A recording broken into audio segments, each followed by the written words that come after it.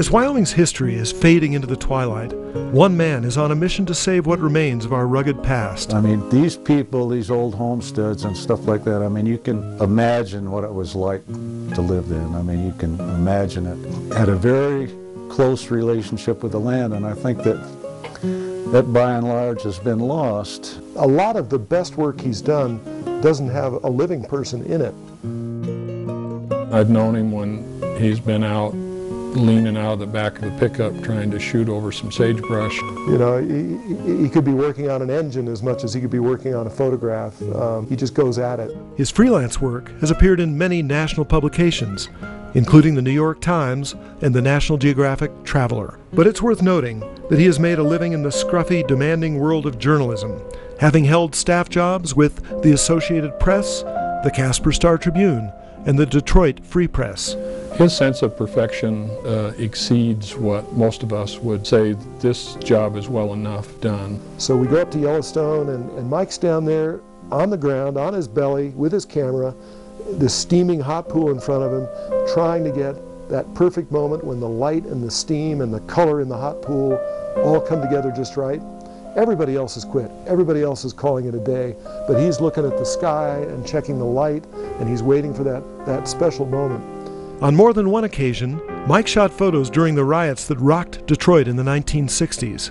I was with one photographer from the Flint paper one time who had the perspicacity to bring a football helmet, and we actually worked back to back. So I mean, if somebody threw a brick from my side, I could see it, and if somebody threw a brick from behind me, then he could see it. And we actually walked around there taking pictures, keeping one another right at our backs.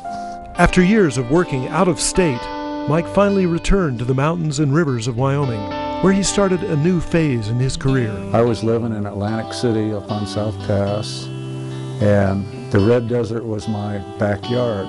Photographic treks have taken him to some of the remotest parts of Wyoming. That truck is ready to roll at any time, and everything's in there.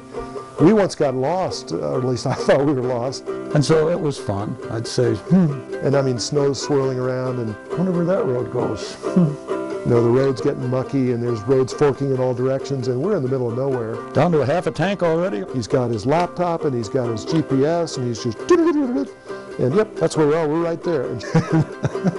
He took us right out of there. Armed with a camera and film, Mike McClure takes roads less traveled, searching for the last remnants of life on the western frontier.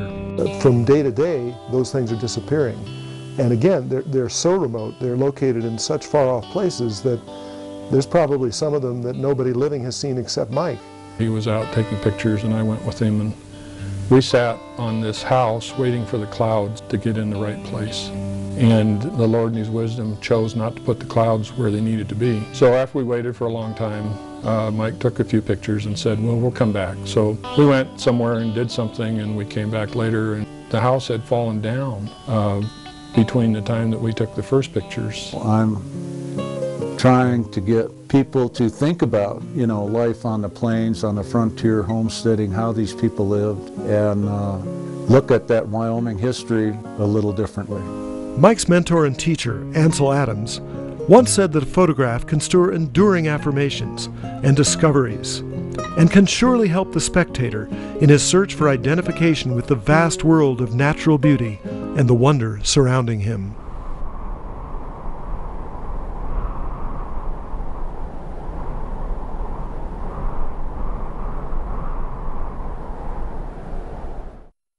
Mike McClure, recipient of a 2007 Governor's Arts Award.